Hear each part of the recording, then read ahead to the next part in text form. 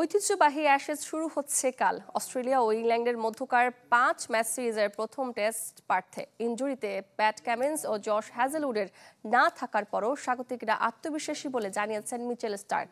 5 pacer নিয়ে একাদশ সাজাতে পারে ইংল্যান্ড। খেলা মাঠে গড়াবে সকাল 8:20। উত্তাপ ছড়াতে অস্ট্রেলিয়া ও ইংল্যান্ডের শ্রেষ্ঠত্বের মিশন শুরু পার্থে।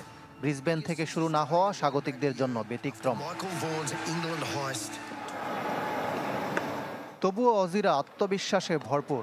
হারেনি সবশেষ 4 অ্যাশেজ। সাদা পোশাকে সাম্প্রতিক পারফরমেন্সেও ধরে রেখেছে আধিপত্য। তবে কাল হয়ে দাঁড়িয়েছে দলের সেরা 2 পেসারের ইনজুরি। প্যাট কামিন্স ও জশ হ্যাজেলউডকে ছাড়া খেলতে হচ্ছে প্রথম টেস্ট। ফলে একাদশে সুযোগ পাচ্ছেন স্কট বোল্যান্ড। অভিষেক হচ্ছে ব্রেন্ডন ডগেটের।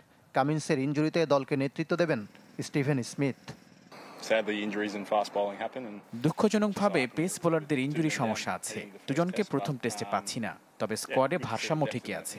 আমরা জানি স্কট বোল্যান্ড কি করতে পারে। ব্রেন্ডন ডগেটও ভালো করতে মুখে আছে, মাইকেল নিজারও প্রস্তুত।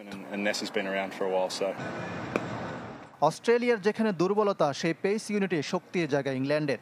ইনজুরি কাটিয়ে ফিরছেন মার্কুড, জফরা আর্চার, গার্ট এটকিনসন, ব্রাইডন কাটস তো আছেনই। অধিনায়ক বেন স্টোকস নিজেও কার্যকরী। 12 জনের স্কোয়াডে স্পিনার শোয়েব বশির। পরিস্থিতি বুঝে কম্বিনেশন ঠিক করবে ব্রেন্ডন ম্যাককালামের দল। তবে ইংলিশ স্কোয়াডে অনেকের অস্ট্রেলিয়ায় খেলার অভিজ্ঞতা না থাকা এগিয়ে দিতে পারে অজিদের। এটা ঠিক যে আমাদের অনেকে অস্ট্রেলিয়ায় টেস্ট খেলেনি, তবে আমরা ভয় পাচ্ছি না। আবার বেন স্টোকস ও জো রুটের মতো অভিজ্ঞরাও আছেন। তরুণরা তাদের সাথে কথা বলতে পারবো, পরামর্শ নিতে পারবো। 40 বছরে অস্ট্রেলিয়ার মাটিতে প্রথম টেস্ট জিততে পারেনি ইংল্যান্ড। 1978 সাল থেকে পার্থে হারাতে পারেনি স্বাগতিকদের।